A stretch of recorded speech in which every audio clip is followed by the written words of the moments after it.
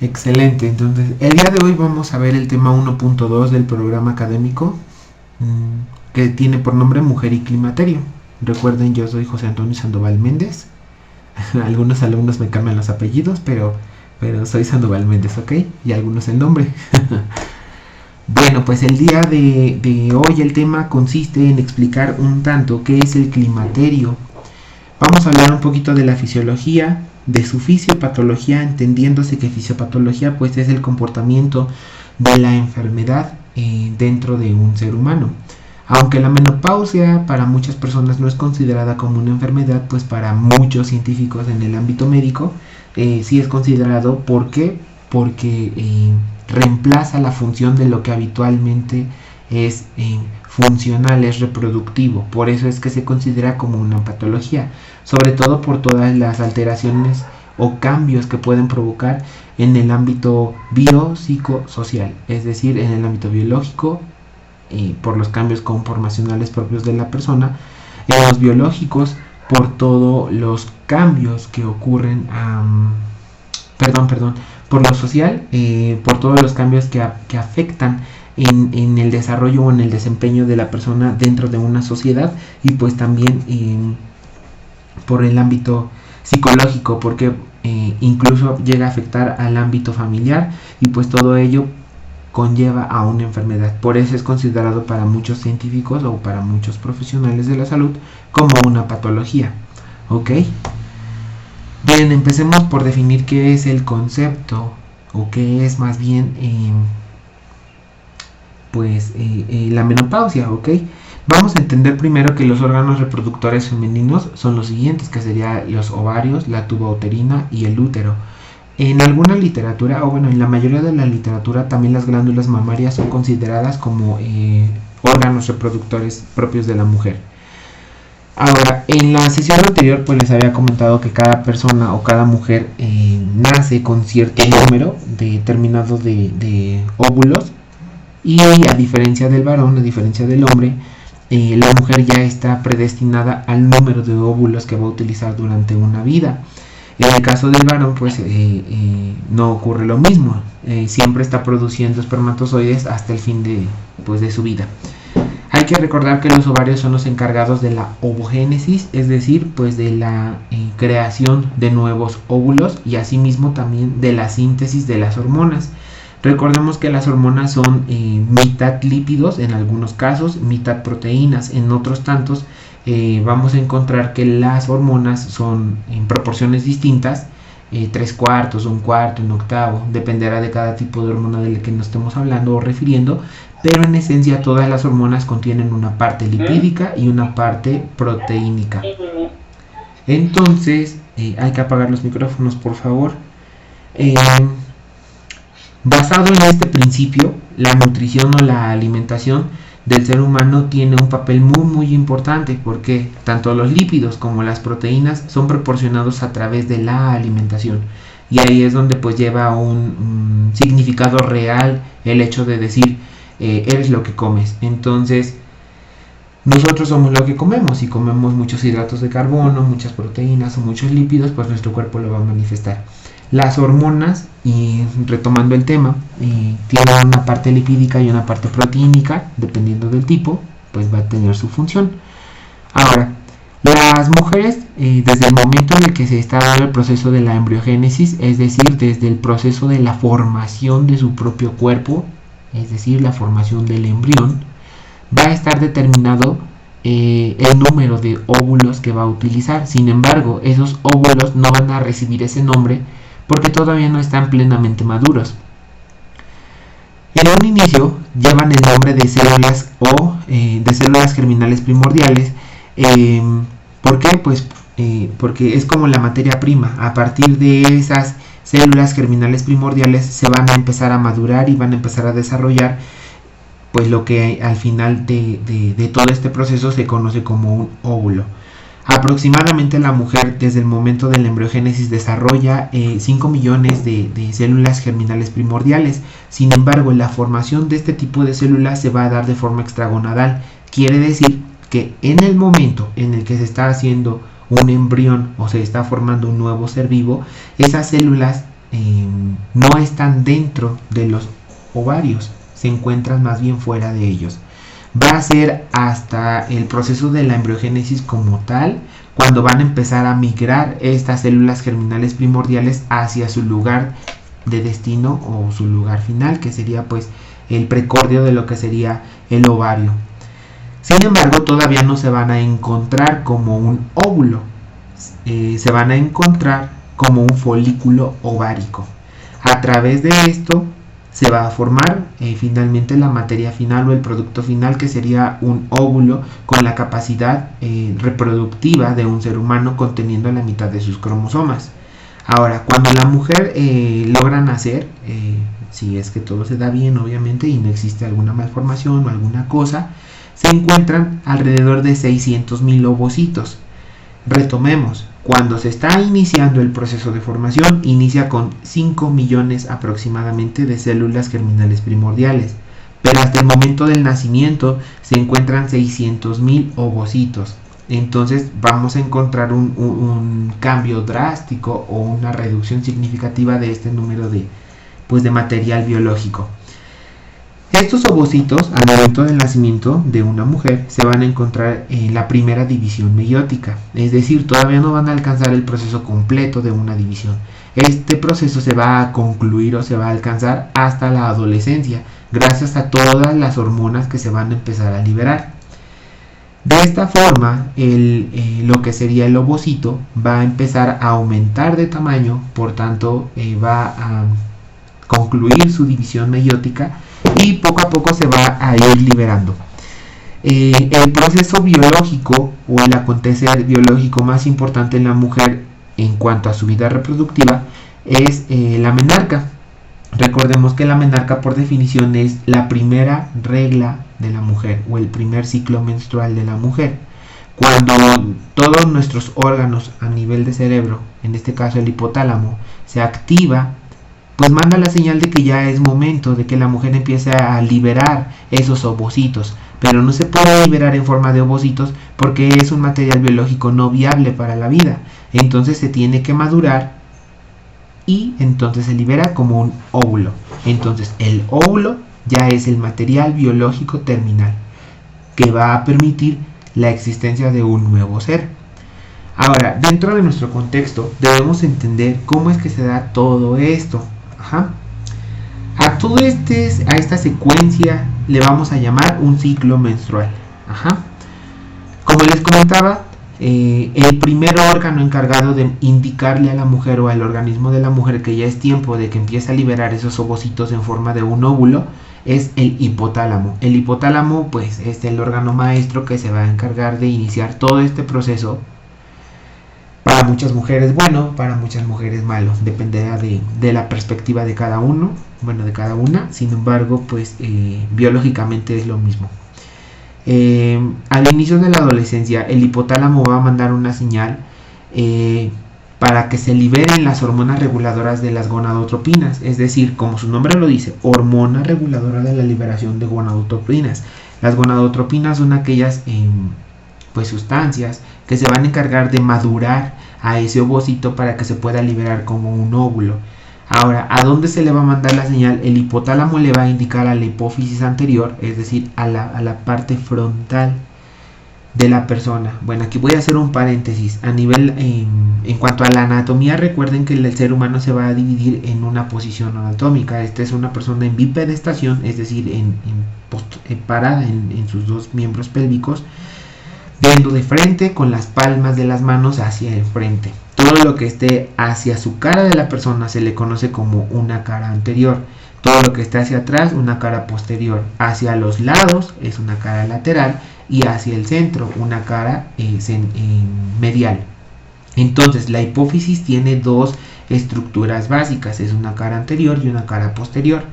La cara anterior, como se los mencionaba, va a ser inducida o va a ser excitada, digámoslo así, por parte del hipotálamo para que empiece a liberar algo que se llama hormona folículo estimulante. Como su nombre lo dice, hormona, mitad o parte de ella es grasa, parte de ella es proteína. Folículo que va a inducir o su órgano blanco más bien es eso, un folículo, es como la raíz de una planta, digámoslo así. Estimulante, pues su propio nombre lo dice, ¿no? Porque va a iniciar o va a desencadenar un proceso biológico. Esta hipófisis va a segregar esta hormona folículo estimulante, pero también va a producir y liberar la hormona luteinizante. Por definición, luteinizante se refiere pues a lubricación, básicamente. Sin embargo, a nivel biológico, a nivel sexual, luteinizante se refiere más a la liberación de alguna cosa o algún producto. Órgano blanco se refiere a aquel órgano diana. Apaguemos el micrófono, por favor. Aquel órgano diana, donde va a llegar. ¿De dónde viene la palabra órgano diana? De las estructuras que son como de los dardos, ¿no? Entonces en los bares se encuentran una especie de círculo y dentro de ellos se encuentran diversas estructuras. A eso se le llama diana, es la meta, es a donde llega. Por eso se le llama órgano diana u órgano blanco. Entonces ese hipotálamo produce la FSH y la LH. Una estimula la maduración de ese folículo y otra ayuda a la liberación de ese folículo. Ahora, el órgano diana como tal pues va a ser el ovario. Dentro del ovario pues se va a dar todo este proceso. Los folículos van a incrementar de tamaño y por tanto se va a formar un folículo maduro o también llamado folículo de Graft. El folículo de Graft es la estructura, digámoslo así, de la cápsula que va a recubrir a ese ovocito primario, que después va a ser estimulado por estas dos hormonas y va a concluir como un folículo de Graft o un folículo maduro.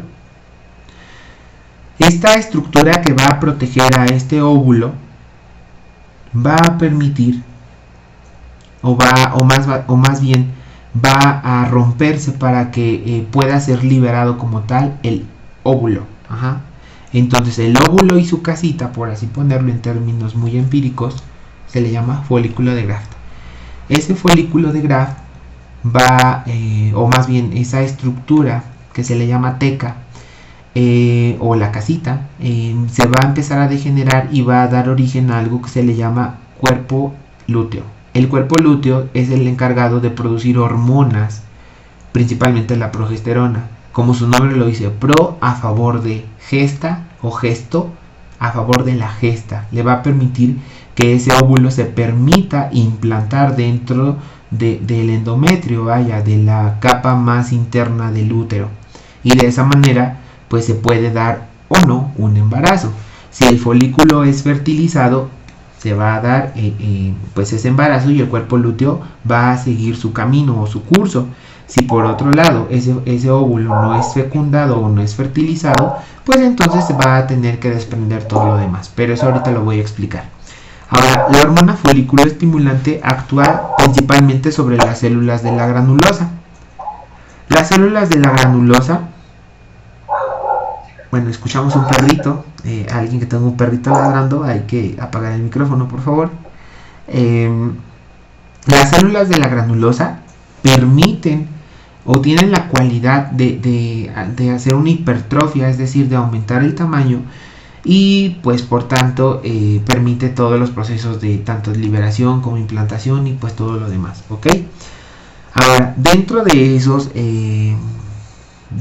estructuras vamos a encontrar pequeños receptores, principalmente sobre receptores para la hormona luteinizante, que recordemos que es aquella que se va a encargar de permitir la liberación de ese óvulo ya maduro.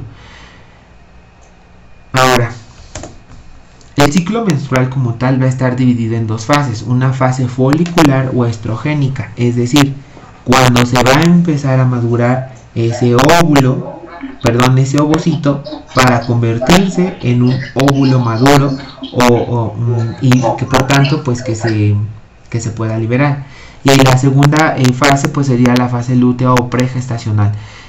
Como les mencionaba, esa teca o esa casita, que es la que protege pues a ese ovocito que ya se ha madurado, se va a degenerar y va a empezar a producir la progesterona, que es aquella hormona que se va a encargar pues de continuar con un embarazo.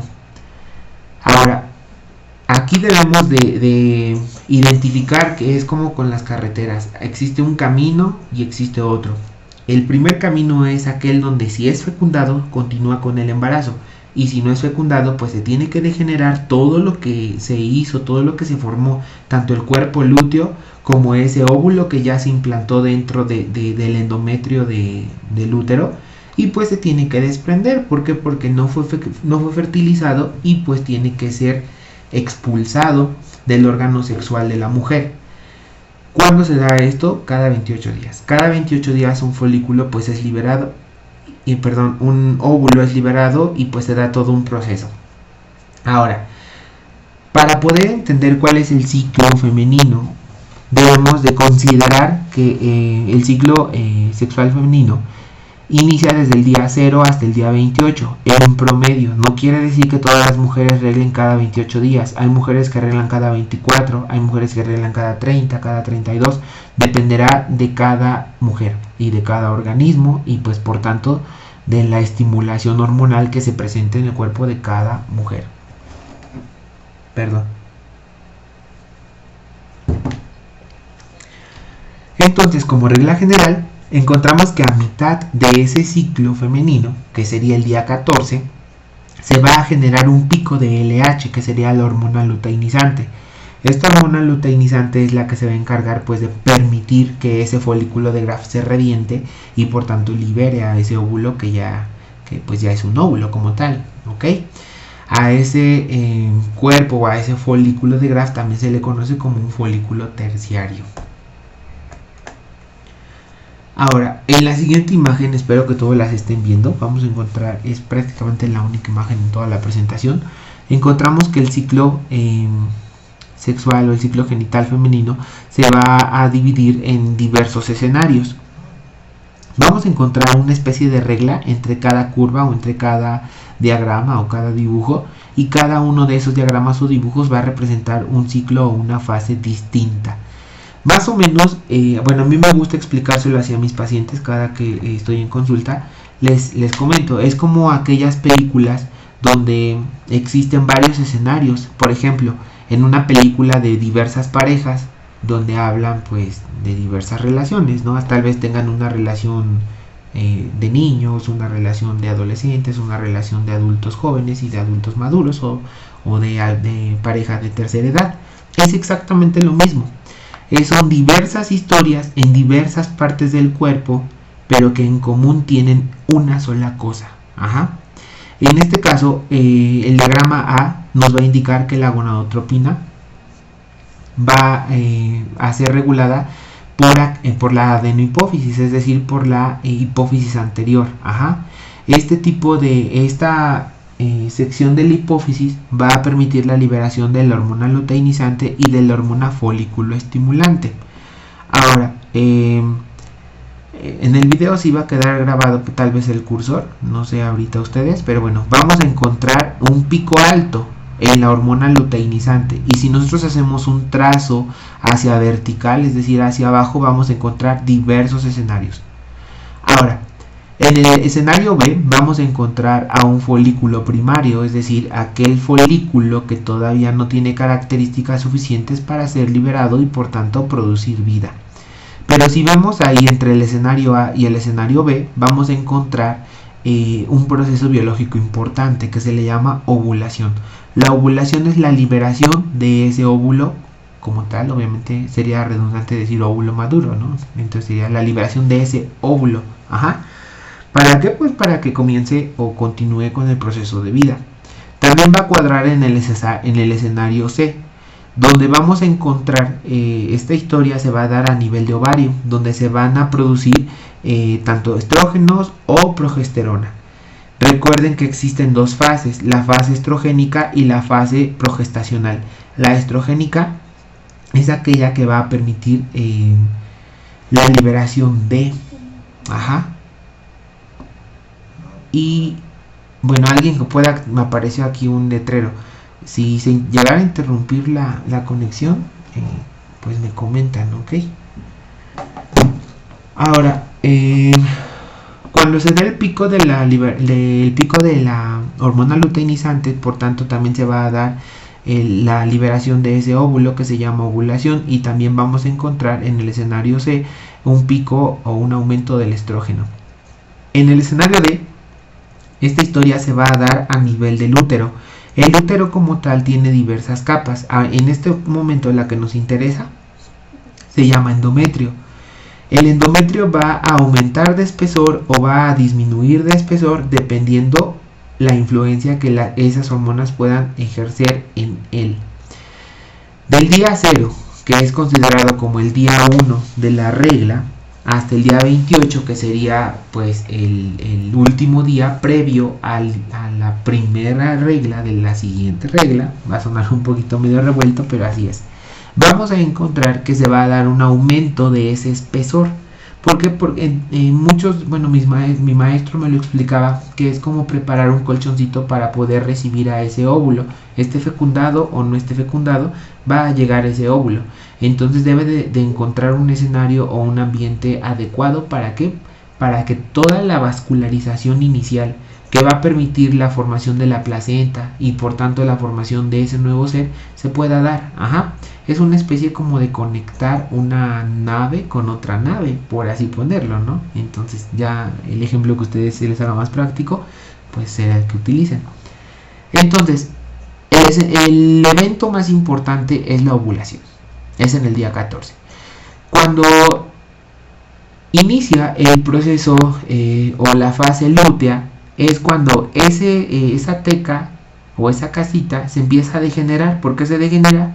Pues porque tiene que ser así y tiene que empezar a producir progesterona.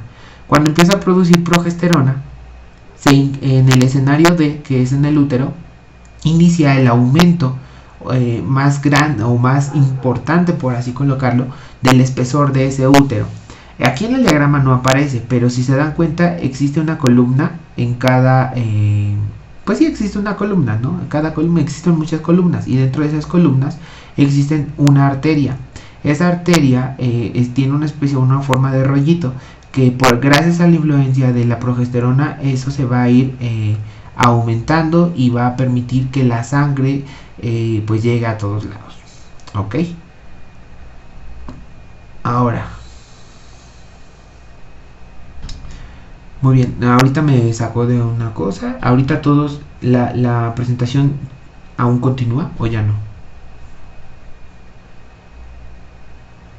¿Todavía me escuchan o ya no? Sí se escuchan. Ok, está bien. Gracias. Entonces, ¿qué ocurre después?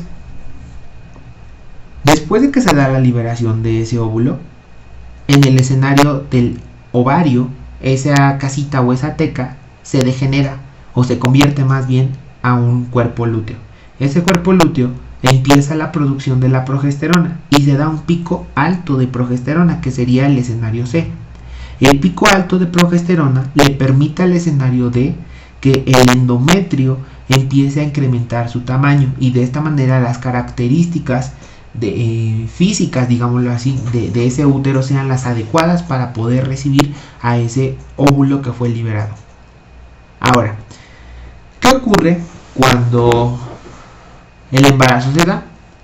Esa implantación se va a conseguir y pues viene todo el proceso biológico de la embriogénesis. Que bueno, eso ya no es tema de... pues sí, ya no viene a tema en esto. Sin embargo, ¿qué ocurre en el otro escenario? Cuando ese óvulo no es fecundado. Se da cuenta el organismo pues de que no se está dando un proceso de división celular porque no existe la unión de dos cromosomas y poder terminar esa fusión de cromosomas. Y entonces las células espirales las arterias espirales, que son las que les comentaba que existen en cada columna, empiezan a degenerarse y empiezan a regresar a su lugar de origen.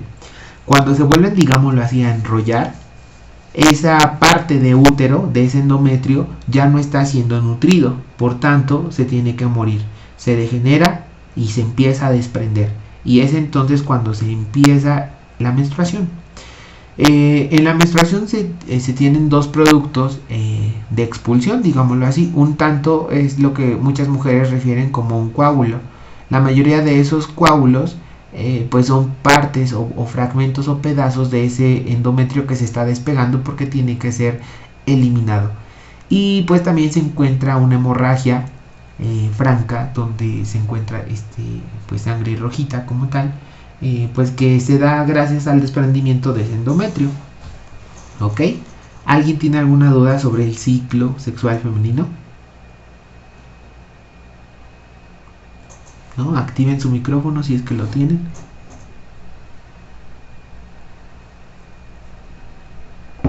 Bueno, creo que no. Ahora, eso es lo habitual, lo normal, lo que ocurre en una mujer en edad fértil. Ahora, ¿cómo es que se va a dar la menopausia? Ya entendiendo sobre toda la interacción o la participación de las hormonas, podemos entender cómo es que se va a dar la menopausia. La menopausia, o durante, bueno, por definición la menopausia es pues el cese de la menstruación, ¿ok?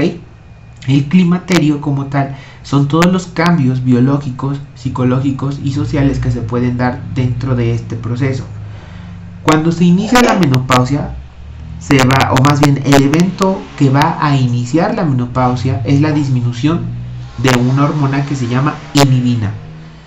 Esta hormona, al ya no estarse produciendo en las cantidades adecuadas, va a controlar la cantidad de hormona FSH. Recordemos que es la hormona folículo estimulante, que es la que se va a encargar de hacer que esos ovocitos primarios se puedan convertir pues en un óvulo como tal. Entonces, la inhibina desaparece, se baja la síntesis de esa hormona folículo estimulante. El cuerpo lo reconoce como un feedback negativo, que sería pues un proceso de retroalimentación negativo, y dice, ah caray, ya bajó la FSH. ¿Qué otra forma tengo yo de hacer que exista más FSH? Pues degenerando a todos los folículos, o bueno, a la mayor cantidad de folículos, dependerá obviamente de cada mujer. Se degeneran esos folículos, es decir, los huevecillos de base, digámoslo así, que en algún momento pudieron llegar a ser óvulos, pero que ya no lo van a hacer. Se atrofian, se degeneran y cada uno empieza a producir más FSH. Entonces todos estos niveles de FSH que van aumentando le indican al cuerpo, ¿sabes qué? Pues ya tengo niveles pues buenos de FSH, pero ahora pues tengo que empezar a indicarle a mi cuerpo que tiene que existir la producción de esos estrógenos, digámoslo así. Sin embargo, cuando la FSH está tan aumentada, se desciende también los niveles de estrógenos. Y eso fisiológicamente es la menopausia, cuando se baja.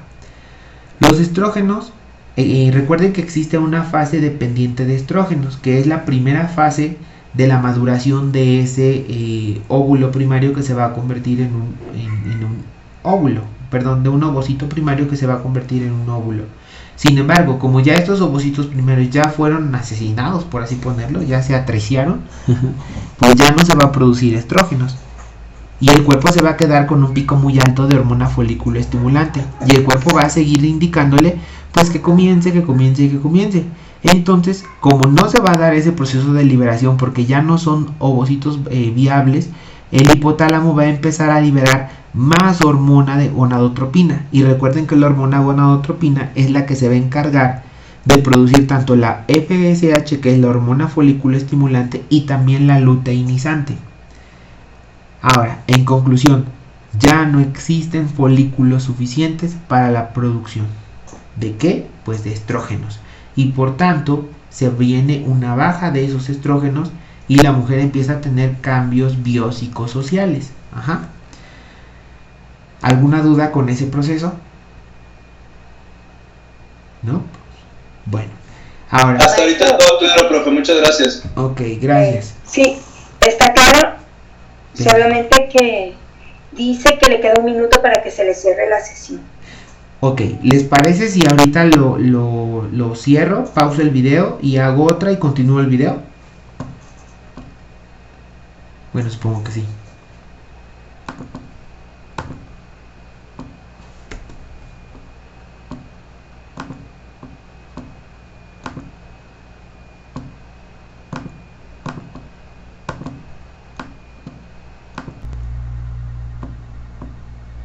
Profe, ¿usted nos va a decir cuando cambiemos de diapositiva? Sí, bueno, ahorita nos quedamos en la estadificación de Straub. Entonces, sí, en la figura, ¿verdad? Exacto. Ya, bueno, le hacen así igual como hace rato que me comentaron, pues que ya pues ya se va a acabar, ¿no? Y le volvemos a hacer así si es necesario. Vale, gracias. De cualquier modo, en el video que estoy haciendo, que tampoco lo estoy editando, espero que el micrófono ya se escuche mejor, lo voy a subir igual a YouTube y pues ya de ahí lo pueden igual a retomar, ¿ok? Ahora, de acuerdo a la estadificación de Straub, nos habla sobre la transición de vida reproductiva a la menopausia, es decir, esa transición que se va a dar entre una mujer que puede tener esa facultad reproductiva y cuando ya no la tiene, ese es ese. Profe, sí lo está grabando porque a lo mejor ya no se continuó grabando. Sí, ese sí se sigue grabando. Ok. Gracias.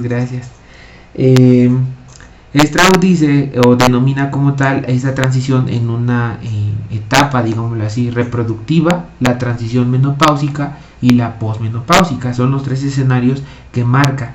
En la reproductiva, como su propio nombre lo indica, es cuando la mujer aún tiene la facultad de seguir reproduciéndose. En la transición menopáusica es donde puede o no puede continuar con esa fase.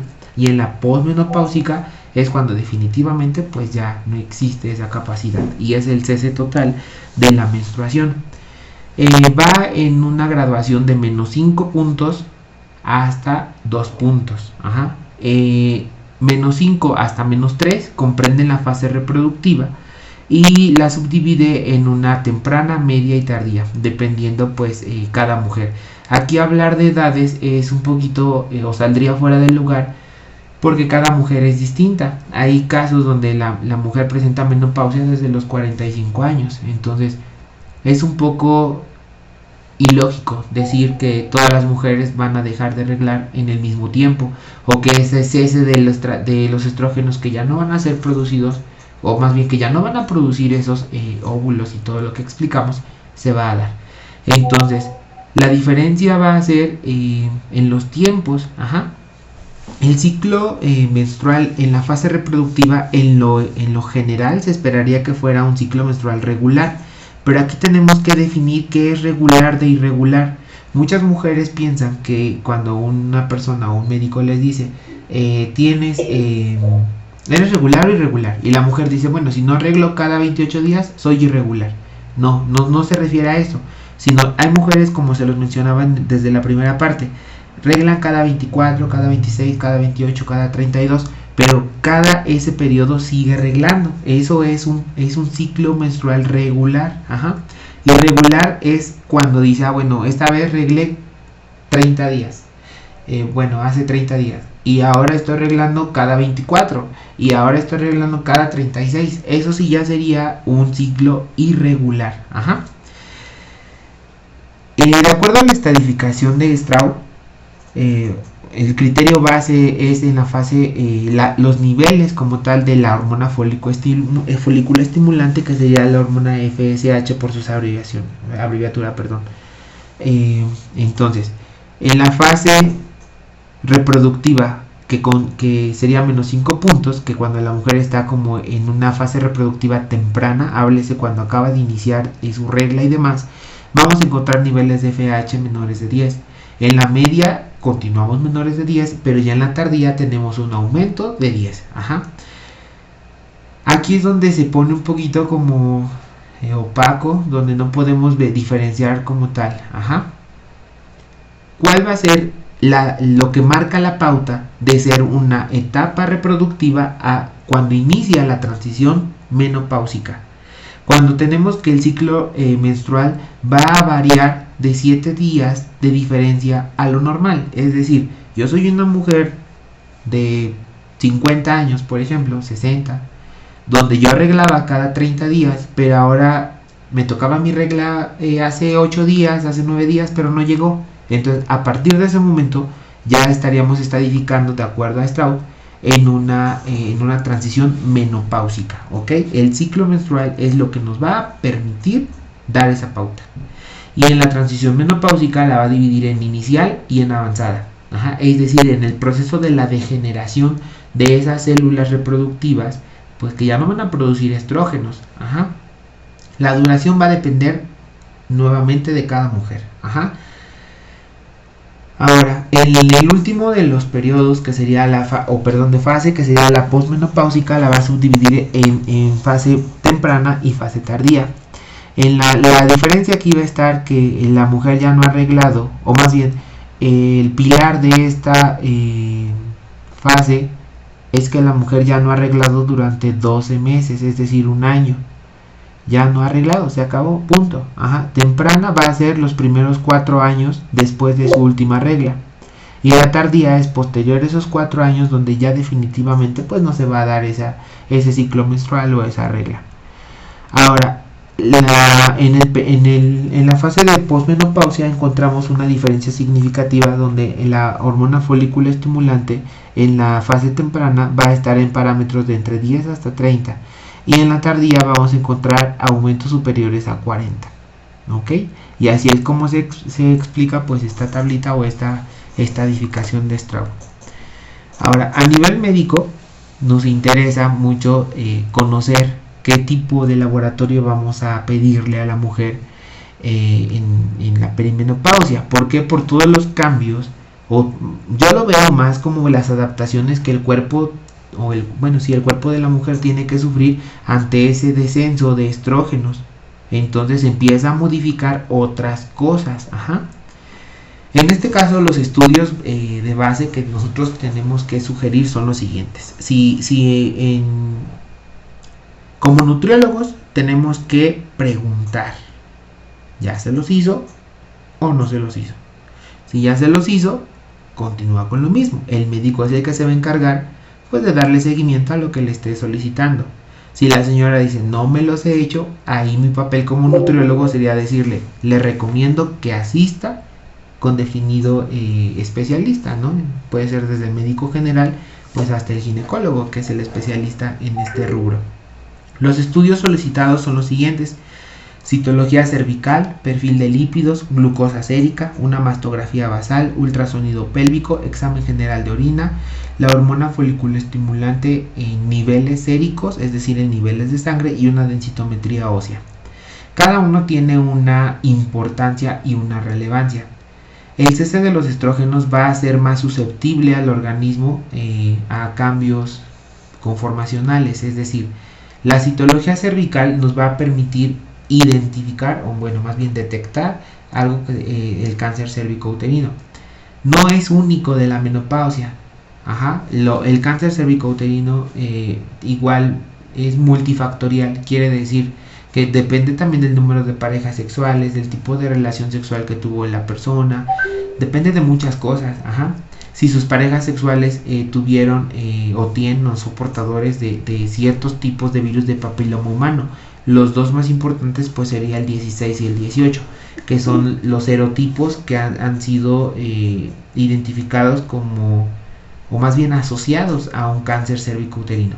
Pero bueno, cuando los niveles de estrógenos empiezan a disminuir, el cuerpo es más susceptible de un cambio conformacional de ese tipo de célula, y vuelve a la persona o a la mujer más susceptible de desarrollar un cáncer cérvico-uterino. Por eso es importante que nosotros, como personal de salud, que principalmente tenemos atención a nivel primario, le digamos a la señora, hágase un Papá Nicolau. Ajá. Y sobre todo romper ese estigma con los maridos, porque los maridos dicen, bueno, ¿como para qué? ¿No? Entonces realmente es triste ver que mujeres por diversas causas pues no se realizan el estudio a tiempo, y pues bueno, ya tienen cáncer ya avanzado, ¿no? Entonces, no soy oncólogo, pero pues ya es algo grave, ¿no? Sin embargo, mi papel como personal de atención primaria pues es identificar, hay una lesión, yo no la voy a tratar, pero se lo mando a quien sí lo va a tratar, a quien sí lo sabe hacer. Ese es nuestro papel. Ajá. El perfil de lípidos nos sirve como tal para identificar todos los factores de riesgo de una enfermedad cardiovascular. Una de sus compañeras, no recuerdo el nombre, había hecho una cosa medio curiosa en uno de sus trabajos. Ustedes pensarán que no los leo. Sí los leo. Honestamente, las retroalimentaciones me generan conflicto. Pero bueno, las palabritas extras que puedan venir te comento lo siguiente, y si yo escribo alguna cosa es lo que yo considero que fue más sobresaliente del trabajo de cada uno de ustedes, pero bueno, hay cuestiones de opinión, son muchos alumnos, son muchos trabajos, pero me doy el tiempo, aunque sea una lectura rápida, pero sí ocurre. Una de sus compañeras comentaba que sumó lo que era el HDL, el LDL y el colesterol total, y me decía que como era superior a 270, eso ya era pues una dislipidemia. Entonces la dislipidemia pues no se diagnostica como tal de esa forma. Las dislipidemias pues van a ser diagnosticadas por otras cosas. Cada parámetro, cada cosa que nos ofrece un perfil lipídico sirve para una cosa distinta. Por ejemplo, para establecer un diagnóstico como tal de hiperlipidemia, muchas veces es suficiente solamente el colesterol total, que sea superior de 200, y podemos establecer pues ese diagnóstico.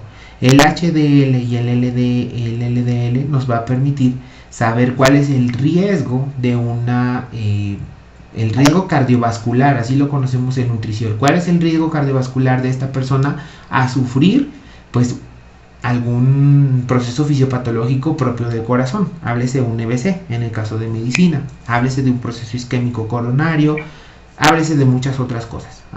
A nosotros como nutriólogos nos interesa, ¿tiene niveles suficientes de HDL? ¿Sí o no?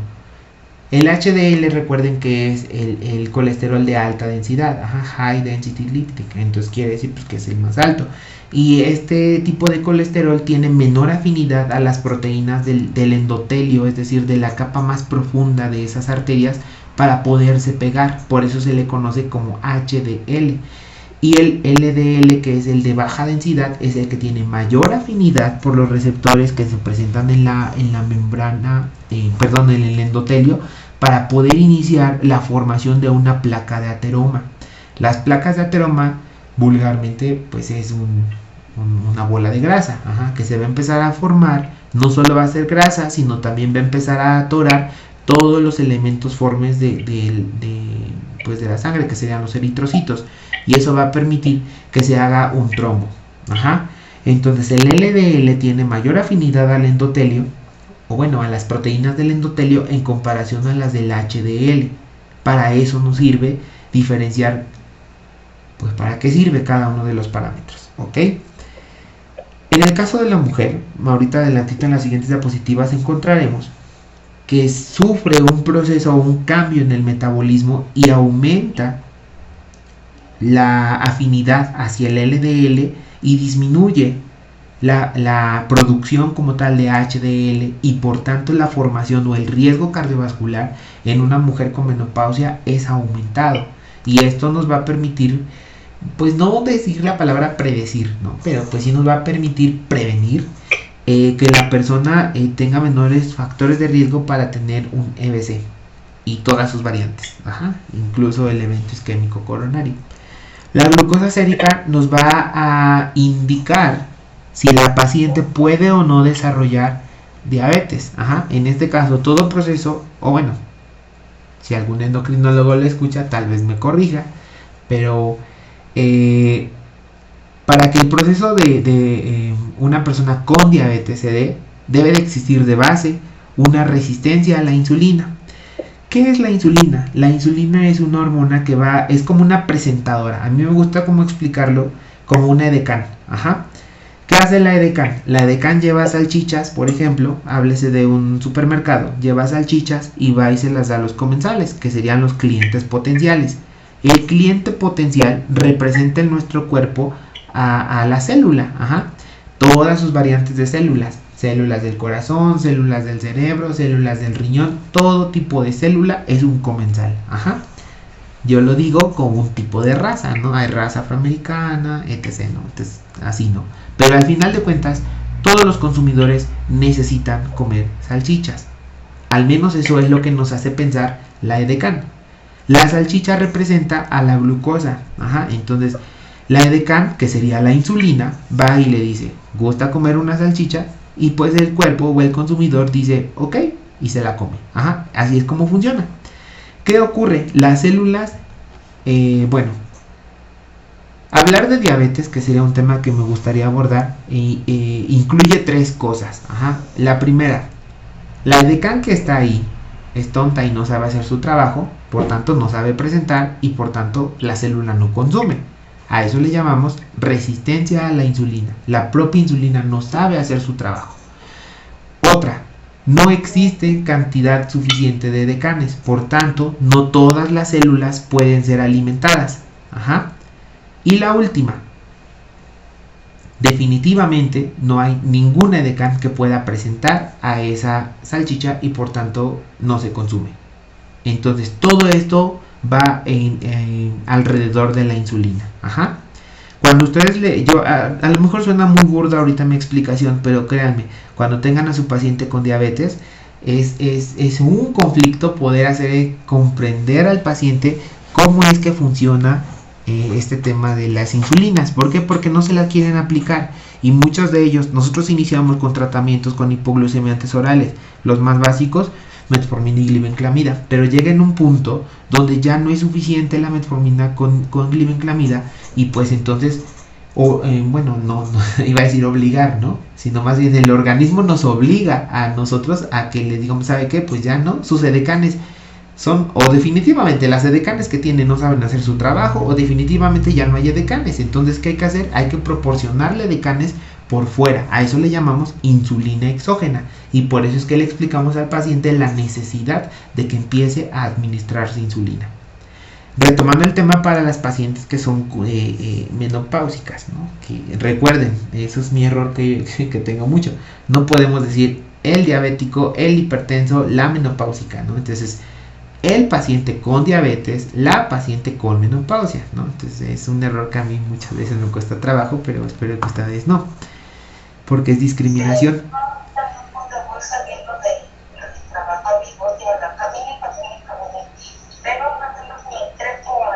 Ok, alguien tiene abierto su micrófono. Me recordó a la clase anterior que alguien dijo, no, que la clase y todavía con esto. Bueno, continuemos. Entonces, por eso le vamos a pedir la glucosa sérica. Hablar solamente de glucosa sérica es todo un mundo a nivel médico. Le vamos a pedir una curva de tolerancia, le vamos a pedir solamente una muestra aleatoria. Puedes pedir la que quieras, pero el chiste es que definas si tu paciente tiene el riesgo o no de ser una paciente con diabetes, o si ya la tiene. Y si ya la tiene, pues obviamente que le des tratamiento. La mastografía es lo mismo que la citología. Al existir una deficiencia de estrógenos, la célula mamaria es más propensa a equivocarse y a degenerarse y a producir cáncer de mama. Entonces es un factor de riesgo. No es el único, insisto, pero es uno de ellos. Ajá.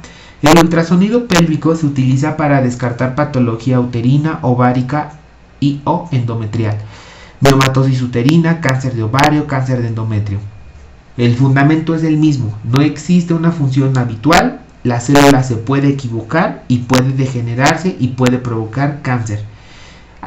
Aunado a esto, si existen otros factores de riesgo, pues obviamente que se va a dar el escenario y la mujer pues lamentablemente va a tener cáncer, ¿ok?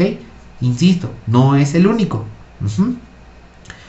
Ahora, cuando nosotros vamos a iniciar una terapia de reemplazo hormonal, incrementamos el riesgo de una hiperplasia endometrial. Hiperplasia se refiere al aumento de tamaño, endometrial se refiere a la última capa o a la capa más interna de ese útero. Entonces, cuando nosotros como médicos decimos, ¿sabe qué, señora? Pues sí, tiene menopausia y usted está viniendo conmigo porque ya no aguanta sus bochornos, porque ya se siente mal. Básicamente viene más por eso. Ajá. Ya uno tiene que hacer su valoración, tiene que descartar las cosas que les estoy explicando y pues decidimos dar una terapia hormonal. Ajá. No las vamos a abordar todas porque no es materia de este tema, pero es necesario que ustedes sepan la base de cómo es que se da esto. Ajá. Entonces el ultrasonido pélvico nos permite tener, pues si no la certeza, pero sí por lo menos tener un instrumento, una herramienta de decir, bueno, sí lo hice, sí lo investigué, en ese momento no lo tenía, o definitivamente ya estoy encontrando alguna normalidad, ¿ok? El examen general de orina se va a solicitar básicamente para detectar infección de vías urinarias. Y hablar de una infección de vías urinarias es multifactorial. Me pasa muy seguido, igual y tal vez sea mi error, no lo sé, pero he visto muchas recetas pues donde mandan antibióticos en infecciones urinarias solamente porque dice bacterias abundantes, pero ya uno ve cuerpos cetónicos, ya uno ve se me fue el nombre, el metabolito que producen las bacterias. Bueno, ahorita me acuerdo. Nitritos, ya me acordé. Los nitritos y salen negativos. Definitivamente no es una muestra que sea patológica. También vemos que no existen leucocitos en cantidades suficientes, dependiendo de la forma de extracción. Muchas veces son tomas de muestras pues que no fueron bien tomadas porque la señora simplemente fue al baño, se paró labios y pues se orinó y no se limpió. Entonces, siempre que ustedes vayan a decirle, ¿sabe qué, señora? Si se va a hacer un examen general de orina, va a tomar 2 gasitas con jabón quirúrgico y se va a separar los labios y va a limpiar de arriba o más bien de enfrente hacia atrás.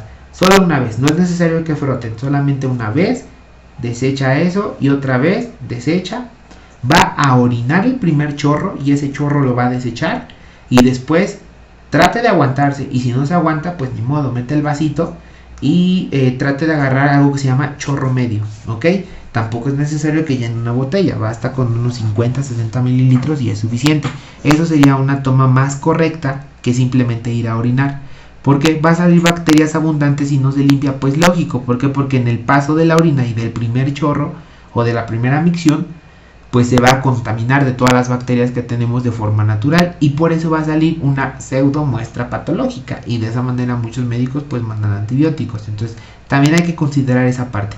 En el caso de la menopausia, ahorita lo vamos a abordar, existen cambios a nivel de pH básicamente que las hacen más susceptibles de tener unas infecciones. Ahora, también vamos a solicitar o vamos a verificar que de algún modo pues se haya solicitado los niveles séricos de hormona hormona folículo estimulante.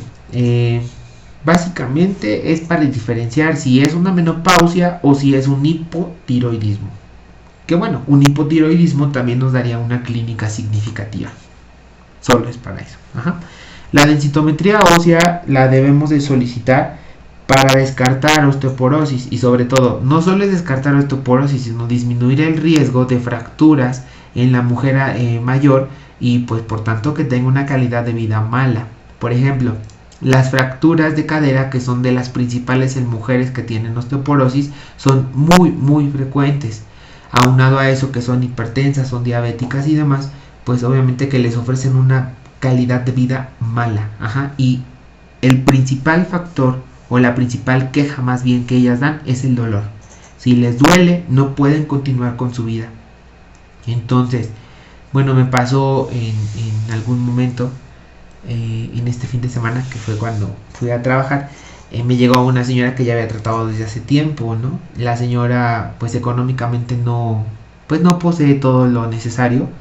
Ya tenía un tratamiento establecido de hace mucho tiempo. Básicamente le daban puro captopril, pero aún así con captopril 2 veces al día la señora seguía teniendo TEAs tan altas de 190 sobre 110 y obviamente la señora pues estaba mal. Entonces decidí cambiar el tratamiento, me iba a base del telmisartán con hidroclorotiazida y la señora mejoró. Entonces, bueno, y también le puse furosemida, ¿no? Entonces eso también ayudó bastante. Disminuye los niveles, pero obviamente no es un tratamiento que ella pueda mantener económicamente. Entonces me pide que le cambie el tratamiento a uno más económico. Entonces decido utilizar losartán con hidroclorotiazida, que es más económico. Por ejemplo, si utilizamos el primero, ella llega a gastar hasta 400 pesos durante 15 días. Y si yo elijo el otro, apenas si gastaría 110 a 120. Entonces ahí es donde nosotros tenemos que pues buscar la manera, ¿no? Total, le cambié el tratamiento. La señora notó que no le sirvió, que no le funcionó. Y ella se quejó de dolor. Y dijo, ¿sabe qué? Regréseme al tratamiento anterior. Sé que tengo que trabajar más, sé que tengo que esforzarme, pero lo voy a hacer porque me siento mejor. Entonces ahí es donde yo pues me cae el 20 y digo, bueno, eso es calidad de vida. La propia señora reconoció, ella se dedica a vender tortillas, ¿no? Entonces dijo, cuando yo tomaba el otro medicamento, que sé que es más caro, pero yo podía cargar las cubetas de Nixtamal sin problema, yo podía ir a trabajar sin problema, yo podía ir a hacer las limpiezas en la casa donde... ¿Mandé? ¿Perdón? No sé, creo que no. Al final dijo la señora, cámbielo. Y concluyó esto, calidad de vida. Entonces para eso es una densitometría, para prevenir cosas que puedan afectar al día de los pacientes. Entonces también tenemos que ser un tanto empáticos en eso. Y no solamente decir, coma soya y vayas a su casa. Eso no es un buen nutriólogo. ¿Ok? ¿Cuál es el cuadro clínico? El cuadro clínico va a depender de los niveles que afecte.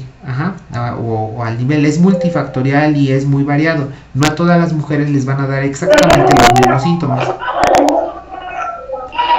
Hay un micrófono activo, ¿lo pueden apagar por favor?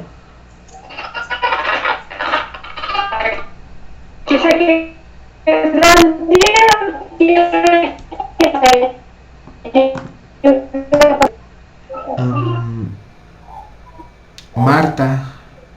Bueno, aquí me parece que es Marta. Hay que apagar el micrófono. Ok, gracias. Entonces, el cuadro clínico va a depender de muchas cosas, ¿no?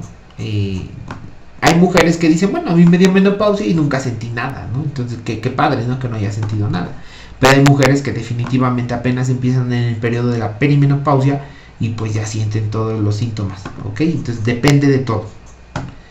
Ahora, a nivel cardiovascular encontramos lo que ya les había comentado. Existe un mayor predominio o mayor afinidad a las lipoproteínas de baja densidad y eso permite que se peguen más al endotelio y eso favorece entonces a la aparición de placas de ateroma.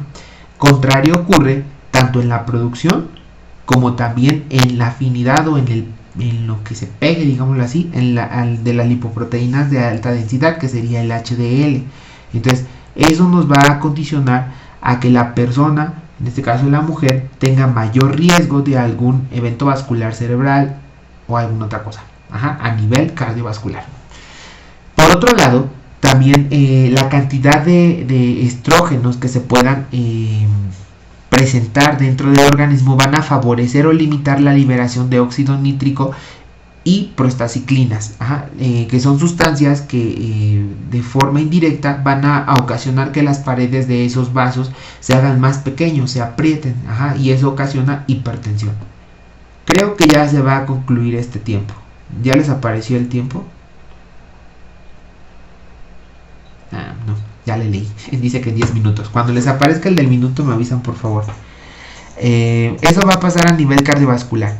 A nivel de osteoporosis, los estrógenos van a evitar que la resorción ósea se pueda dar de buena forma y van a incrementar la actividad de los factores, digámoslo así, de crecimiento de las células de los osteoblastos.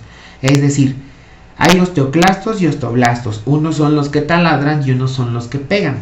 Entonces, cuando hablamos de resorción, nos referimos a que llegan los osteoblastos y van a empezar a integrar el hueso nuevo. Entonces, cuando se bajan los niveles de estrógenos, estos albañiles, por así colocarle, no van a poder hacer su trabajo. ¿Por qué? Porque no tienen la sustancia necesaria que los esté estimulando a que hagan su trabajo. Por otra parte, los osteoclastos no van a tener tanta, pues sí, no dependen tanto de la cantidad de los estrógenos y pues realmente van a ser indiferentes. Ellos van a seguir taladrando, van a seguir consumiendo el hueso y esto va a condicionar a la persona a que tenga afecciones a nivel de huesos y la va a, pues sí, a colocar en riesgo de alguna fractura. A nivel genitourinario, que es el principal motivo, bueno, son uno de los principales motivos de consulta. Infecciones vaginales, que son cervicovaginosis o cervicovaginitis, dependiendo del tipo o el agente causal. Dolor al tener relaciones sexuales, prurito y falta de lubricación. Son como que los pues van más por eso a consulta. Los estrógenos tienen la función de lubricar básicamente a la vagina, y eso es lo de base. ¿Cómo es que se va a lubricar? Porque va a permitir que todas las capas de esa vagina se estén produciendo de forma adecuada, es decir, que las células que conforman cada capa estén presentes.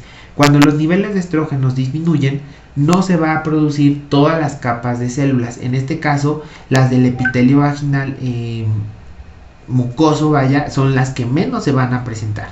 Esa es una parte.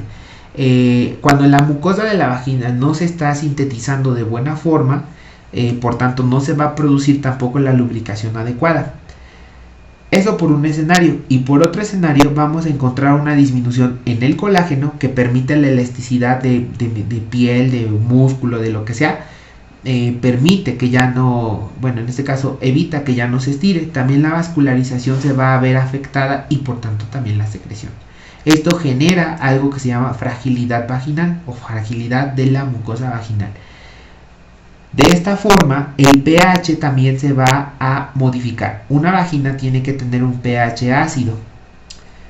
¿Por qué? Porque, bueno, en la vida y en la vida cotidiana, tanto a nivel social y a nivel sexual, pues existen bacterias. La mayoría de las bacterias no pueden crecer en un medio ácido, por tanto la vagina tiene que ser ácida.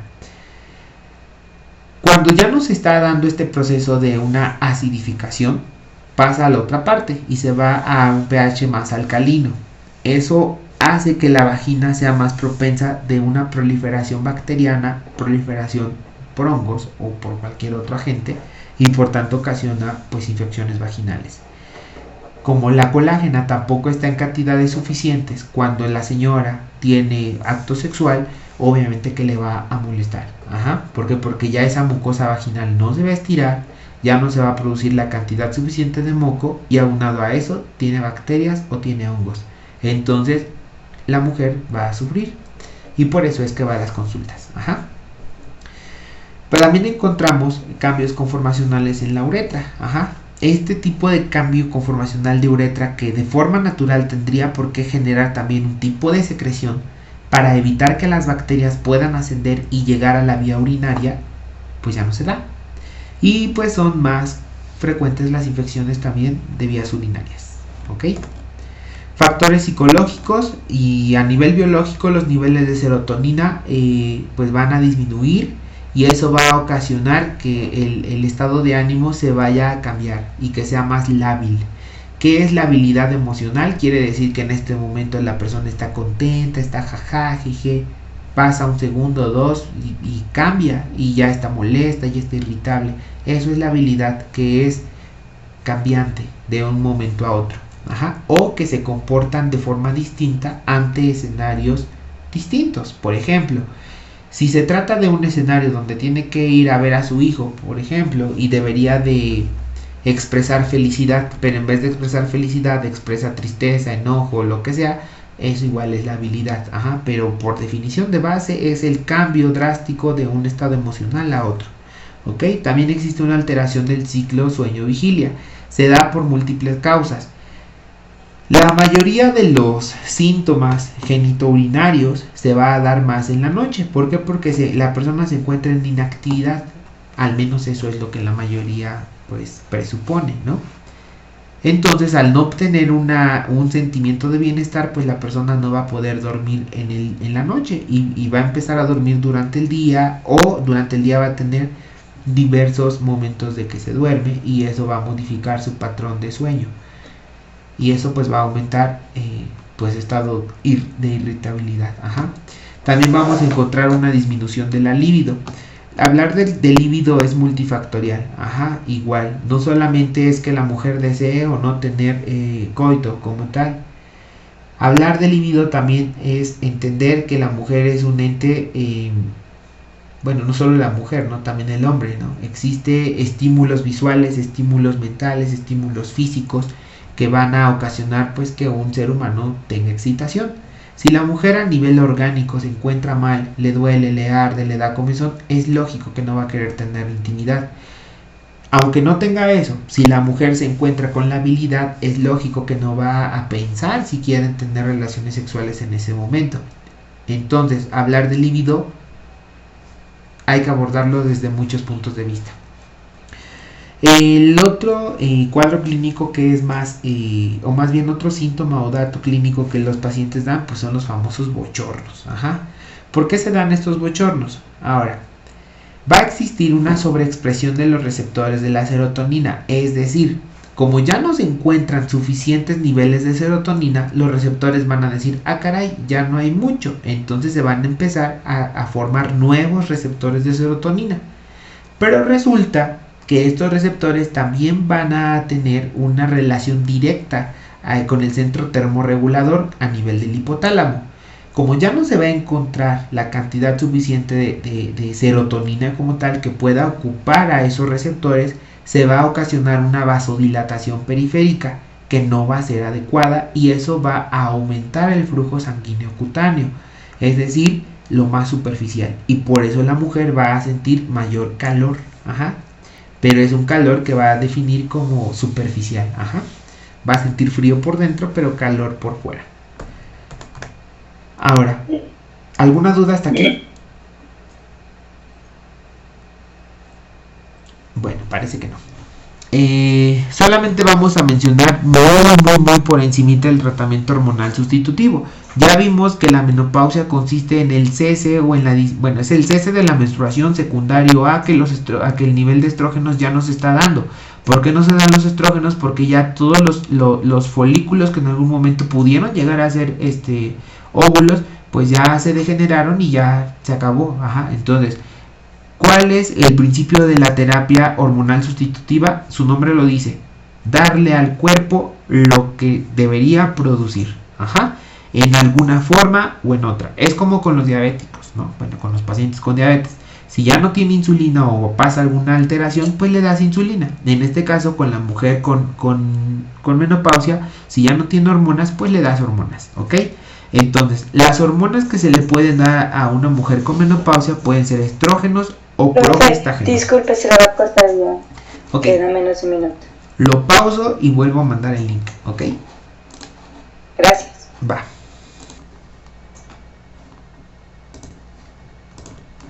Bueno, estábamos hablando sobre la terapia sustitutiva hormonal, que quedamos pues que es eso, el reemplazo de las hormonas que ya no se producen.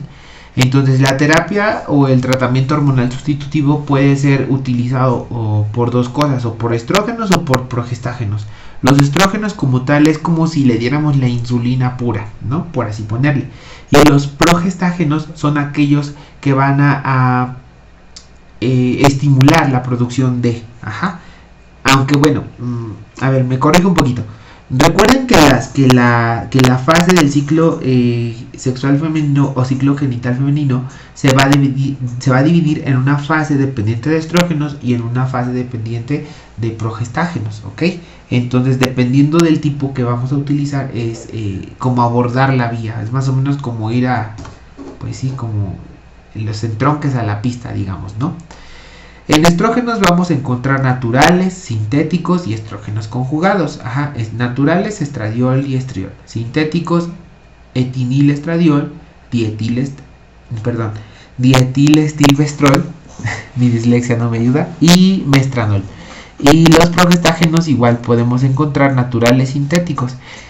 Los naturales son la progesterona y los sintéticos son aquellos que son pues relacionados con la progesterona y relacionados con la testosterona.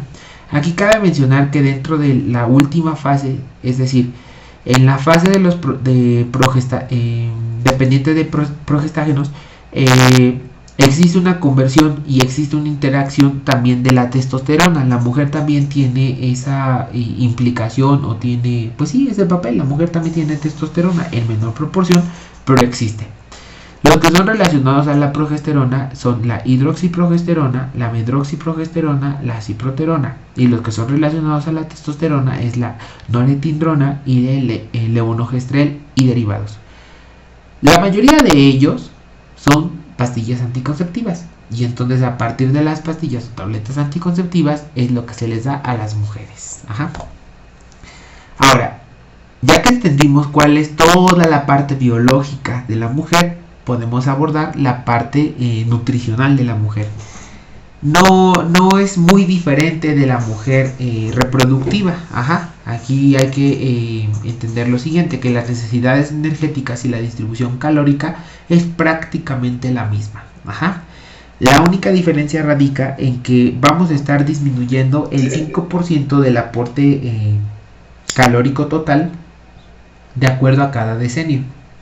El decenio, ¿qué lo va a marcar? Pues el día o la edad en la que la mujer presentó su menopausia. Si la mujer presentó menopausia a los 60, pues a partir de los 60 le voy a bajar 5%, 70, 5%, 80, 5%. Y así es como nos vamos a ir bajando, ¿ok? Los hidratos de carbono igual están en una distribución de entre 45 hasta el 60%. Aquí la única variante es que en una persona, no diría normal, pero al menos si en edad reproductiva, puede ir incluso hasta el 70%. Aunque también hay, pues sí, hay casos muy aislados. Por ejemplo, ¿qué pasaría si una mujer que ya está en la menopausia se dedica al deporte? Por supuesto que no te vas a quedar con 60. Entonces ahí es donde nosotros tenemos que considerar cuál es la necesidad de esa paciente. Las proteínas igual pueden estar entre el 10 al 15% de las calorías totales. Esto es un error muy común que estoy encontrando en sus trabajos. Ustedes se casan con, pues dice del 10 al 15, pero no están valorando cuántos gramos por kilogramo de peso real se le está dando. Es algo que deben de considerar. Recuerden que puede ir desde 0.8 hasta 1.2 y en casos particulares hasta 1.5. Dependerá de cada paciente, ¿ok? Entonces no solamente hagan el 10 al 15. Obviamente lo tienen que hacer ¿para qué? Para estimar la cantidad de calorías que se va a dar del gasto energético total y después tienen que hacer la conversión a gramos de proteína que se le va a aportar de forma real. Pero hagan el último paso, dividan esa cantidad de proteína que ustedes ya están destinando, divídanla entre los kilos reales de la paciente o del paciente. Si sale arriba de 1.2 y la paciente no lo justifica, entonces tienen que disminuir el porcentaje de lo que le están dando de base. Si sale infra necesidad del paciente o la paciente, pues obviamente que tienen que incrementar ese porcentaje, ¿ok? Las grasas, por otro lado, pueden ir desde un 20 hasta un 35% de las calorías totales. ¿Cuál es, en el tema de ingesta recomendada de macronutrientes y micronutrientes? Recuerden que es ingestión, ¿ok? Ingesta se presupone que es por una mala traducción del inglés al español. ¿Por qué? Porque no existe digesta, ¿no? Entonces es digestión, ¿no? Entonces es ingestión, ¿ok? Ahora, en los macronutrientes y micronutrientes, perdón, tengo moco. Hay que hacer básicamente esto. No vamos a cambiar tanto los porcentajes que se le van a asignar a la persona, sino más bien qué tipo de nutrientes es el que le vamos a dar.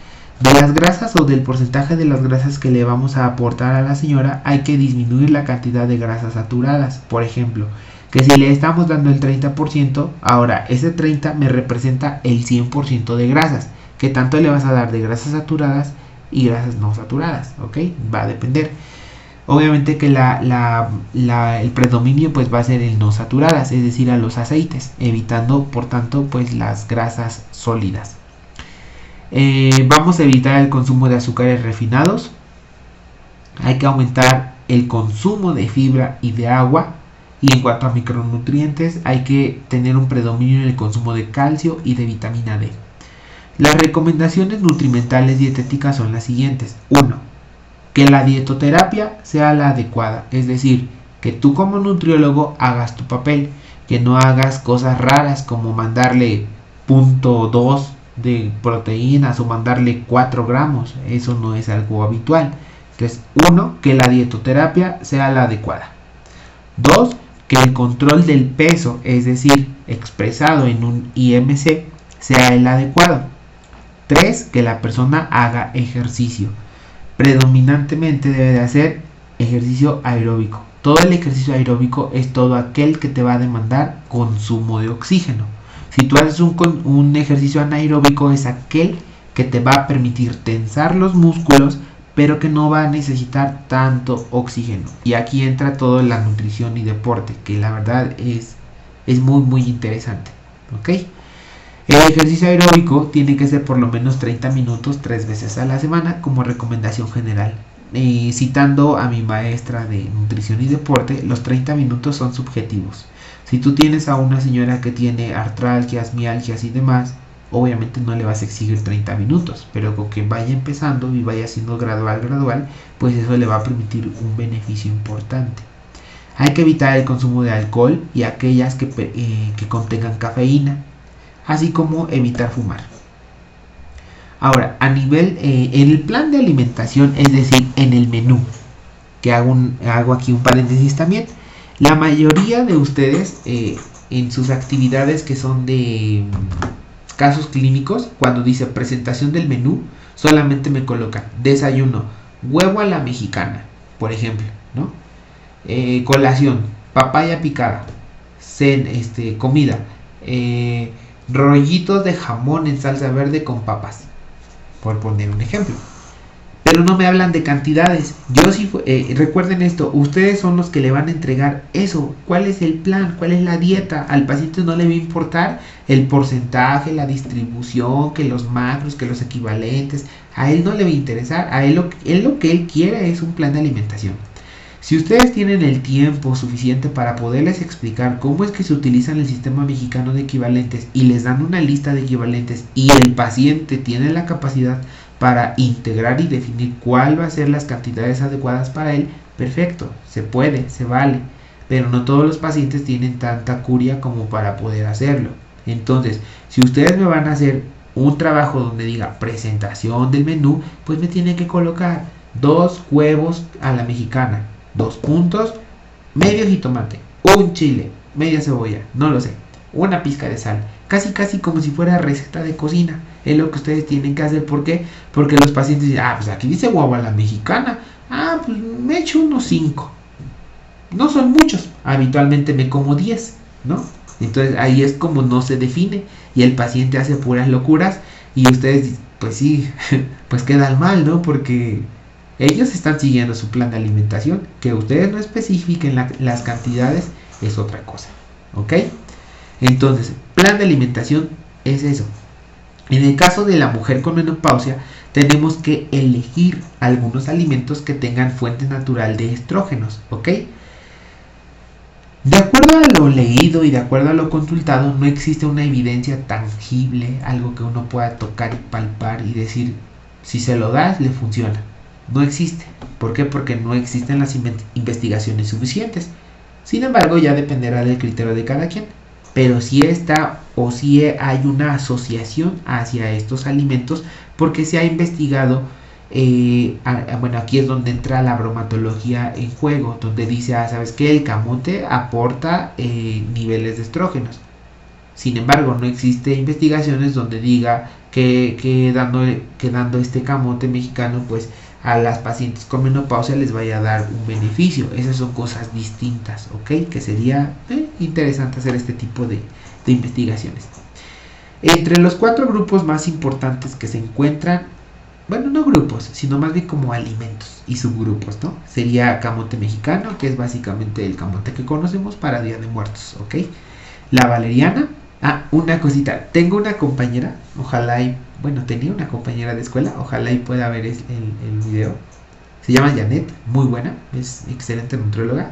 Ella se dedica más al deporte, a reducción de pesos y control de diabetes. Ella es se me fue el nombre, es como especialista en diabetes, digamos, ¿no? Pero se me olvidó cómo se llama.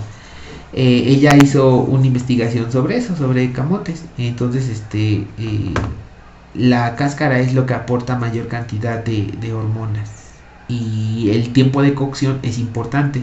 Si nosotros hacemos camote hervido u horneado, no es lo mismo que hacerlo al vapor. Entonces sería interesante buscar eso. La valeriana, que aparte que es una planta que sirve pues para los nervios y estrés y cosas, también es una buena fuente de estrógenos, fitoestrógenos. Y los lignanos. Los lignanos, por definición, es un grupo de metabolitos que producen las semillas, y ahí vienen todas las semillas que conocen, las semillas de lino, de soya, incluso las de calabaza. Entonces comer cebada, centeno, soya, pepitas son muy buenos pues para aporte de fitoestrógenos en la mujer. Y los cumestanos, el principal alimento de los cumestanos es la cumerina. Es igual una planta, hay incluso hasta polvo de cumerina, pero pues se recomienda más la planta. Ok, esta es la bibliografía que utilicé y pues doy por terminado pues este tema.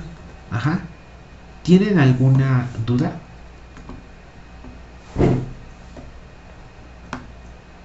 Yo sí, profesor. Claro.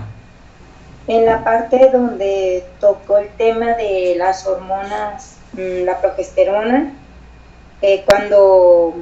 cuando ya se le acaban a las personas. Ay, déjeme ver la diapositiva. Es que en otra clase escuchamos que no era recomendable este tratamiento, nada más quería saber su punto de vista. O sea, darle en el tratamiento de reemplazo hormonal, darle progestágenos. Sí. ¿A eso se refiere? No, en general, a cualquiera de los dos. Tratamiento hormonal sustitutivo. Ok. Comentaron que no era apropiado, que no era tan buena idea. Ok. ¿Quién toma la decisión al final de cuentas? El organismo de la persona. Hay mujeres que sí reaccionan muy bien a la sustitución directa de estrógenos, pero hay mujeres que definitivamente no, y entonces tenemos que dar progestágenos. No nos podemos casar con decir, hay que darle estrógenos. Y ya de ahí vienen sus subtipos, los naturales y los sintéticos, como vimos. ¿Qué nos va a dar la pauta de cuál es mejor? La clínica de la paciente. Nosotros tenemos que conocer a nuestra paciente. No nos podemos casar con absolutamente nada. ¿Ok? Ok, gracias. ¿Alguien más? Buenas noches. Hola. Por ejemplo, nosotros, usted está comentando que el médico es el que hace todo la recomendación de las hormonas, ¿no? Nosotros solamente le damos la dieta al paciente conociendo esta clínica, o cómo intervenimos cuando una paciente tiene la menopausia. Ok.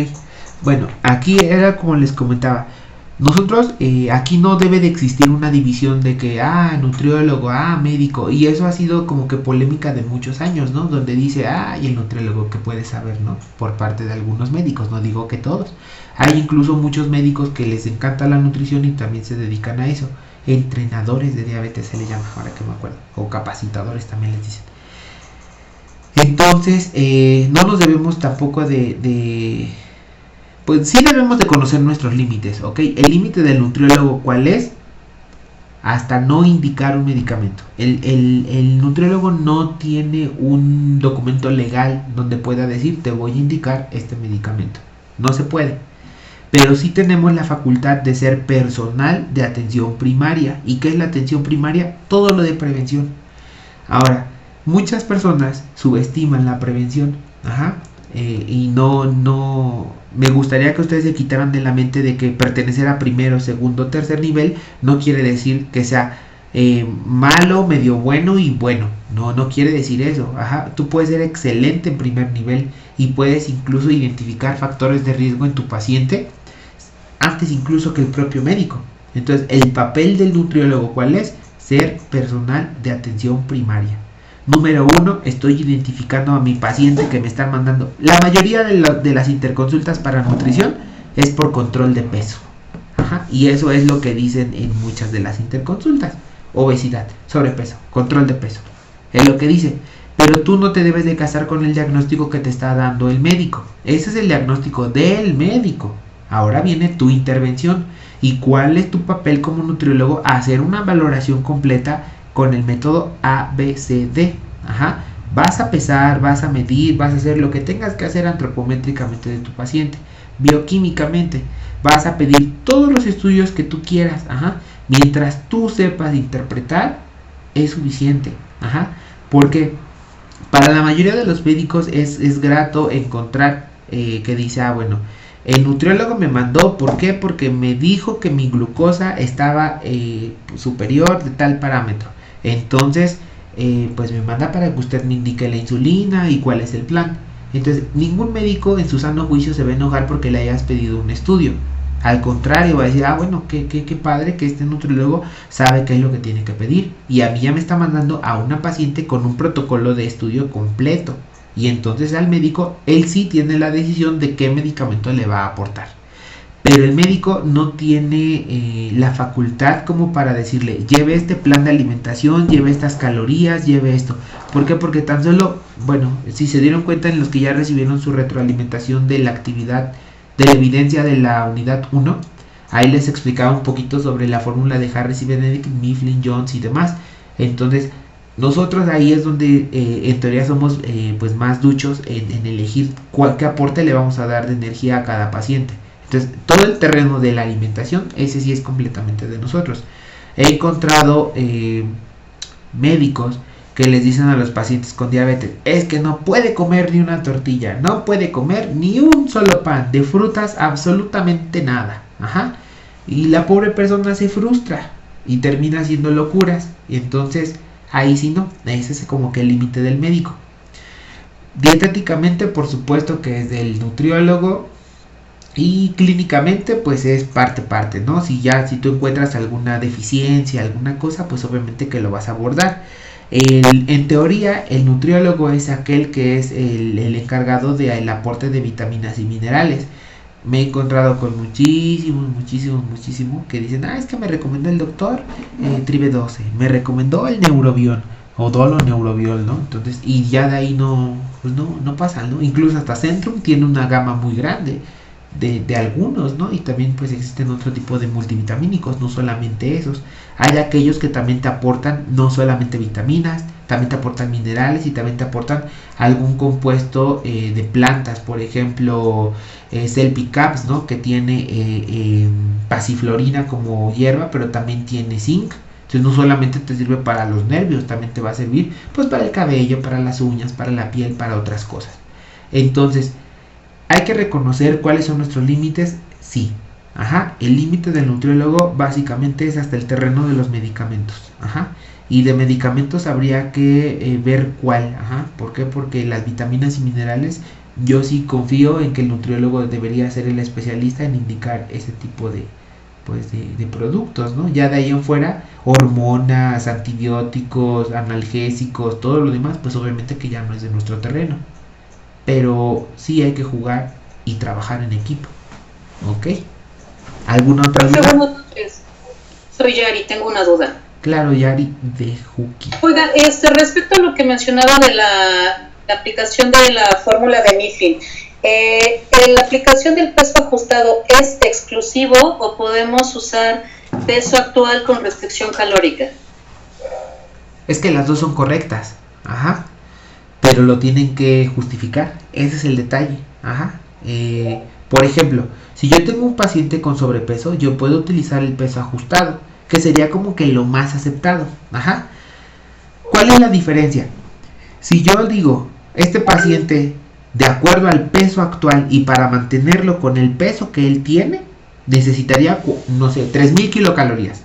Pero si yo lo ajusto a su peso teórico ideal, o más bien al peso teórico, o al peso ajustado, que son términos distintos, recuerden que el peso teórico ideal es el más bajo, digámoslo así, ¿no? Comparado entre un paciente con obesidad y un paciente que no es obeso, sería como el peso que debería.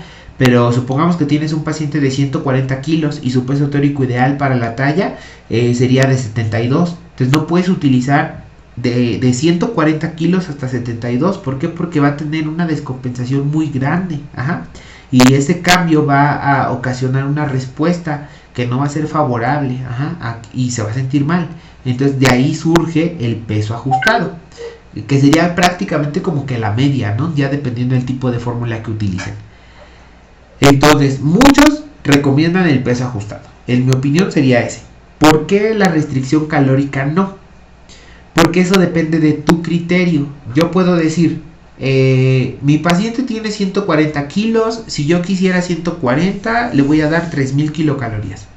Pero le voy a bajar el 10, el 20, no, mejor el 30. Realmente eso no es algo medible, no es algo objetivo. Por eso es que la restricción calórica no está recomendada en pacientes con obesidad. La restricción calórica es más recomendada en pacientes que tienen problemas de peso o de exceso de peso, pero que son ligeros. Es un sobrepeso, háblese, pero jamás para una obesidad, porque depende mucho de tu criterio. Y sobre todo si tú eres una persona que tiene un peso ideal, entonces tú vas a querer llevarlo y ahí sí existe como que un problema de intereses. Entonces yo al menos yo no recomiendo el uso de la restricción calórica. Me iría más por el peso ajustado a lo real del paciente.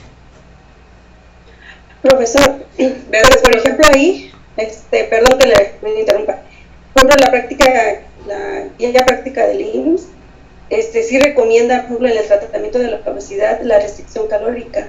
O sea, sí viene en la que tiene ahorita, ¿no? La restricción calórica. Entonces, sí es un poco confuso porque algunos profesores nos dicen que sí está, o sea, sí se puede aplicar y otros no. Entonces, por ejemplo, yo en mi actividad sí, hice eso, ¿no? De aplicar la restricción calórica, pero entonces no está bien o... Es que hay dos cosas. Por ejemplo, hay dos cosas.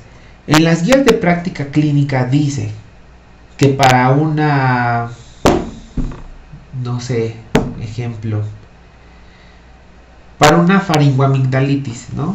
Que se puede dar incluso ampicilina, una benzilpenicilina, ¿no? Es lo que dice la guía de práctica clínica. Pero si en mi caso se me presenta un paciente que ya ha sido tratado con ceftriaxona y se le está dando no solo un piquete, se le están dando hasta 2 piquetes al día y la persona ya creó una resistencia, por supuesto que la guía de práctica clínica no me va a servir. Para lo único que me va a servir va a ser para poder pasar un examen, pero para mi práctica médica diaria no me va a servir en absoluto. Eso aplica exactamente en un nutriólogo. La guía de práctica clínica puede decir peras, ¿no? Pero si a tu paciente no le está funcionando, no te puedes casar con eso. Y ahí es donde viene tu juicio clínico. Las guías de práctica clínica son una base para que tú sepas lo que tienes que hacer, mas no es la ley de lo que tienes que hacer. Quien determina qué es lo mejor eres tú. Por eso eres la profesional de salud. Y otra duda, perdón, tengo muchas dudas. Sí, claro. Por ejemplo, nosotros nos habían comentado anteriormente en un curso que sí se podría utilizar la fórmula de Harris-Benedict en personas con sobrepeso o obesidad, ¿no? Entonces, por ejemplo, no hay, como que van cambiando según, no sé, el maestro o quien nos enseñe, qué fórmula es la adecuada, ¿no? Entonces, no hay algún artículo actual que nos diga a nosotros como estudiantes, esta fórmula te va a determinar más aproximadamente lo que necesita el paciente con sobrepeso o obesidad. No existe. Eso es franco, no existe. Desafortunadamente todo lo que es ciencias de la salud depende mucho del conocimiento empírico. ¿Qué es un conocimiento empírico? Es el que se va desarrollando de acuerdo a la experiencia. Es eso. Entonces tal vez la experiencia que yo tengo no va a ser la misma que tenga un supernutriólogo en control de peso. Eso me queda claro. Pero igual la experiencia que yo tengo, al menos en el ámbito clínico, no va a ser la misma que un nutriólogo administrativo, ¿no? Entonces va a depender de cada persona, ¿no? Entonces yo el consejo y la opinión que yo les daría a ustedes sería identifiquen al tipo de maestro que les están dando pues los conocimientos que están encontrando, ¿no? Entonces si su maestro es netamente clínico, si su maestro es administrativo, de comedores, no lo sé, ¿no? Entonces esa parte. Entonces al menos yo las recomendaciones que doy son para pacientes clínicos y yo me baso mucho en esto. Va a sonar un poquito como que contradictorio, ¿no? ¿Por qué me dice que va a aplicarse dependiendo al tipo de paciente, pero ahora me dice que lo que dice el libro? Ejemplo, las tablas que se utilizan en México para poder establecer si el control de peso en un niño sano es adecuado son las de la OMS y los de la CDC. Y básicamente ni una ni la otra está hecha en población mexicana. Entonces, ¿qué hago? Ese es el tema, ¿no? Ahora, ¿cuál es mi recomendación? Investiga sobre la fórmula de, Harris y Benedict. ¿Qué se utilizó para el desarrollo de Harris y Benedict? Pues fue una muestra aleatoria, incluyó a todo tipo de personas. ¿De qué nacionalidad? porque no es lo mismo lo que mide un europeo a lo que mide un americano, y mucho menos es lo mismo lo que mide el americano, y dependiendo la descendencia, ¿no? Porque ya también hay personas americanas que son de orígenes hispanos, entonces ahí ya no aplica tanto la regla. Entonces ahora no es lo mismo a un mexicano, y ahora si tú te vas al propio mexicano, no es lo mismo un norteño, alguien que viene, no sé, de Monterrey, versus a un niño que viene de la Sierra Tarahumara. Son contextos completamente distintos. Entonces yo lo que te diría, no te cases con alguna cosa, atiende las recomendaciones que se dan y saca tú tus propias conclusiones. Al final de cuentas, la mejor maestra es la experiencia, y tú vas a ver qué te funciona para tu tipo de población. Ese sería mi consejo. Maestro, recapitulando en base a lo que usted menciona del menú, todos los docentes que yo he tenido nos han solicitado el menú como tal, como usted lo menciona, que lo encontró en alguna actividad, pero por lo que veo usted necesita que se aplique el menú, pero el que se le va a dar al paciente. ¿Es correcto? ¿Usted lo quiere así? ¿No como se nos enseñó? Bueno, no es lo que yo quiera, sino es más bien lo que le vas a dar a tu paciente, ¿no? Es que, bueno, mire, bueno, no le voy a decir nombres de maestros, pero la mayoría nos han dicho así, ¿no? Se hace el menú o se hace la distribución de macros, micros, y al final solamente se pone el menú, como considero que la mayoría se lo presentamos. Por eso. Pero eso es el trabajo para nosotros. Obviamente faltaría lo que es el menú para el paciente. Claro, bueno, si nosotros buscamos en las definiciones como tal, pues qué es un menú, es lo que se le presenta al paciente. Entonces es como con una receta. Yo en una receta no le puedo poner al paciente cefalexina 3 días,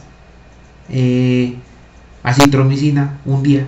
No se puede, porque yo le tengo que especificar en qué horario, cada cuánto, cómo, cosas, ¿no? Entonces eso es lo que yo trato de que ustedes desarrollen. Ajá. No se vayan solamente por una calificación, porque no voy por la calificación, maestro, voy para unificar con su criterio de usted. Claro, ¿sí? El conocimiento estamos acostumbrados la mayoría a presentar solamente un menú. Yo se lo digo por mí, hablo por mí, ¿sí? Pero considero que la mayoría igual lo hace así, ¿no? Ajá. Entonces, sí, y le presentemos el menú más la cantidad, así para hacérsela, porque por ejemplo yo no lo hice porque no especificaba, pues sí, pero estoy acostumbrada a hacer un menú.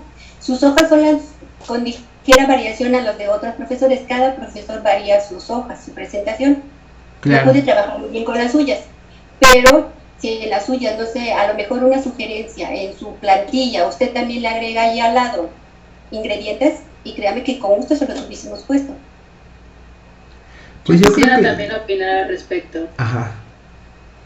Bueno, yo no sé qué maestros les han tocado a mis demás compañeros, pero al menos a mí desde que empecé, con cada uno ha sido diferente, pero todos nos han especificado que el momento de elaborar un menú para proporcionárselo al paciente, obviamente se le tienen que poner las cantidades y las porciones para que éste sepa qué cantidades va a preparar para consumir, siempre basándose en sus requerimientos calóricos. De hecho, hasta nos enseñaron en algunas actividades que si el paciente, por ejemplo, no tiene una taza para medir las cantidades o no sabe cómo manejar las porciones, nos pusieron, por ejemplo, agarrar la palma de la mano o una parte del dedo o imágenes así para poder darle a entender al paciente las porciones, y yo todo mi menú siempre lo realizo de esa manera.